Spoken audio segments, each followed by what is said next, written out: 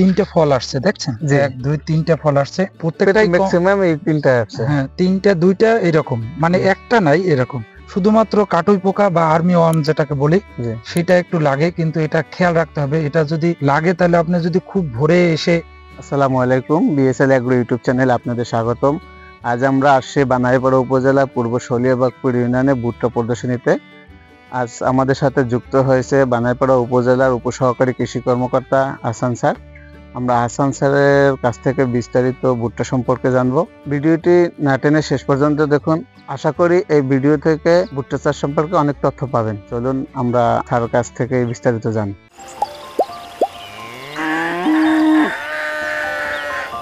আসসালামু আলাইকুম স্যার। ওয়ালাইকুম আসসালাম। কেমন আছেন স্যার? আলহামদুলিল্লাহ, ভালো আছি। আমি আহসানুল হাসান, উপসহকারী কৃষি কর্মকর্তা, বানারীপাড়া উপজেলা শলিয়াবাগপুর ব্লকে কর্মরত আছি। তো এখানে আপনারা দেখতে পাচ্ছেন যে এটা পুরনো দোনার ভুট্টা দেওয়া হয়েছিল। এটার জাত হলো পদ্মা গঙ্গা। আর এটা দেখতে পাচ্ছেন যে তিনটে ফল আসছে, দেখছেন? এক দুই তিনটে ফল আসছে, আর প্রত্যেকটাই ম্যাক্সিমাম এই তিনটা আছে। হ্যাঁ, তিনটা দুইটা এরকম, মানে একটা নাই এরকম। আর এখানে পরিচর্যা বলতে এই ভুট্টা চাষের কৌশল হলো মাঝারি উঁচু জমিতে সব থেকে ভালো হয়। একদম নিচু জমিতে ভুট্টা অতটা ভালো রেজাল্ট আসে না। আর এরপরে আপনি যদি তিনটা চাষ দেন, তিনটা চাষ দেওয়ার পরে আপনার এই ভুট্টার বীজটা আর মানে পরিমাণ মতো যেগুলো সার আছে অনুমোদিত মাত্রায় এই সারটা, ইউরিয়া বাদ দিয়ে টিএসপি, এমওপি, জিপসাম, জিঙ্ক এবং বোরন, এই কয়টা সার আপনি দিয়ে তারপর আপনার জমি প্রস্তুত করবেন।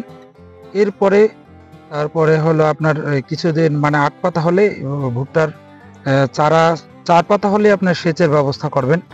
আর যদি সময় মতো 2টা সেচ দেওয়া যায় তাহলে ভুট্টা দেখা যায় যে খুব ভালো ফলন হয়। দেখা যায়, আশা করি এটা অনেক ভালো ফলন হবে। এখন পর্যন্ত যেহেতু আমরা হারভেস্ট করি না, এই জন্য বলতেও পারতেছি না।